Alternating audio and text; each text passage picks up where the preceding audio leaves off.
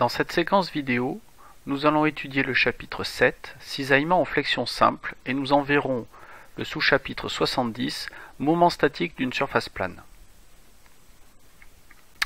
D'abord la définition du moment statique.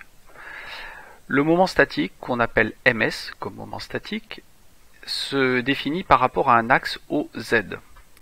C'est le moment statique d'une surface plane par rapport à un axe OZ de son plan. Donc si on regarde le dessin, j'ai dessiné ici une section de poutre qui pourrait être tout en longueur comme ça, dans lequel nous avons fait une section fictive pour s'intéresser à ce qui se passe à l'intérieur de la matière. J'ai défini l'axe X qui est l'axe de la poutre et un repère YZ par rapport à une origine O quelconque. Eh bien, le moment statique de cette surface plane, cette section fictive, par rapport à l'axe OZ, qui est cet axe-là, par exemple, de son plan, le plan de la surface S, est égal à la somme étendue à toute la surface grand S qui est toute la section de la poutre qui m'intéresse, des produits élémentaires de chaque élément de surface petit ds, cette petite surface là petit ds, par la distance y de cette petite surface ds à l'axe OZ.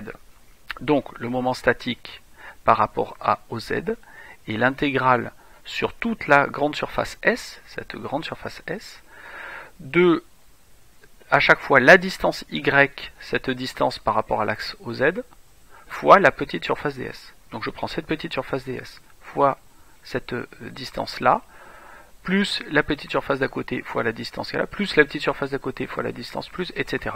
Et j'obtiens donc l'intégrale, le moment statique par rapport à OZ. Alors quelques remarques. Nous avons vu l'année dernière, en statique notamment, la formule donnant la position du centre de gravité d'une surface plane. C'était défini par un vecteur qui définit la position du centre de gravité grand G, par rapport à l'origine O, quelconque l'origine, et ce vecteur qui définit le centre de gravité est égal à 1 sur toute la surface fois l'intégrale sur toute la surface du vecteur, de la somme de tous les petits vecteurs OM, M étant le centre de la petite surface ds, fois cette petite surface ds. Donc si on projette cette définition sur l'axe Y, à ce moment-là on s'intéresse à l'ordonnée Y du centre de gravité G. Et bien cette ordonnée Y du centre de gravité G, c'est 1 sur S fois l'intégrale sur toute la surface de la section de la distance Y de la petite surface ds. Donc, encore une fois, la petite surface ds, on fait la somme des Y par rapport au Z, on divise le tout par S, et on obtient l'abscisse du centre de gravité. Tout ça pour vous dire qu'on reconnaît là, somme des Y ds, c'est exactement la définition du moment statique.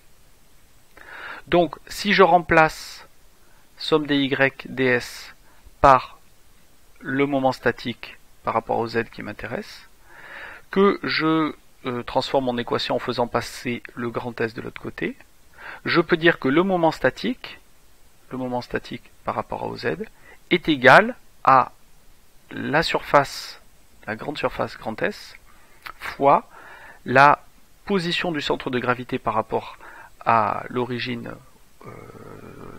la position de l'axe, donc c'est égal à la somme de la surface, au produit de la surface fois la position du centre de gravité YG par rapport à l'origine O.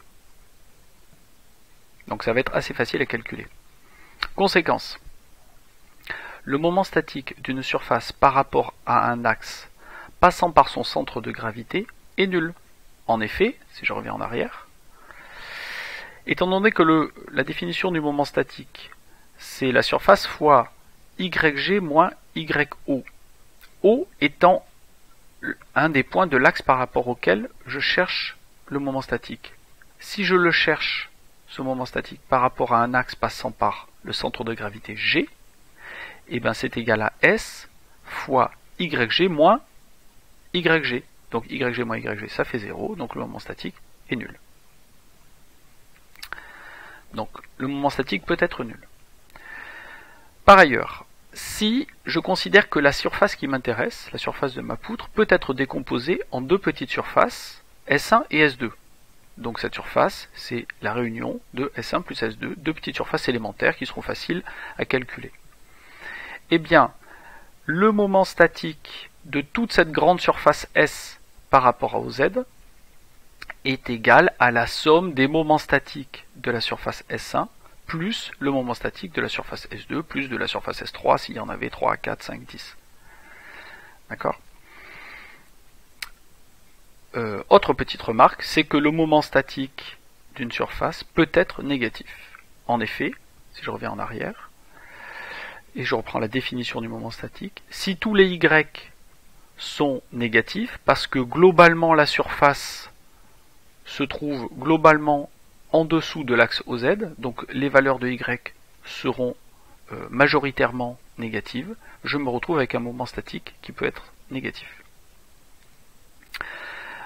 Ce qui n'était pas le cas de ce que vous avez étudié l'année dernière, qui était le moment quadratique. Pourquoi ? Je reviens à ma définition du moment statique, et je rappelle ce qu'est le moment quadratique. Le moment quadratique, c'est quasiment la même définition, sauf que c'est la somme sur S des Y au carré ds. D'accord ? C'est la seule différence, c'est un petit carré qui se situe ici. Donc, dans le moment quadratique, vu que c'est un Y carré, ça fait toujours quelque chose de positif, ou une surface qui est positive, vous faites la somme de deux choses positives, ça fait toujours quelque chose de positif. Alors que là, dans le moment statique, la somme peut devenir négative si Y est majoritairement négatif. Enfin, dernière remarque, l'unité utilisée pour le moment statique est le millimètre cube, dans la mesure où le moment statique est une somme de Y qui est une abscisse en millimètres fois une surface en millimètres carrés. Donc le moment statique se mesure en millimètres cubes, alors que le moment quadratique que vous avez vu l'année dernière était en millimètres 4. Fin de la séquence vidéo numéro 1.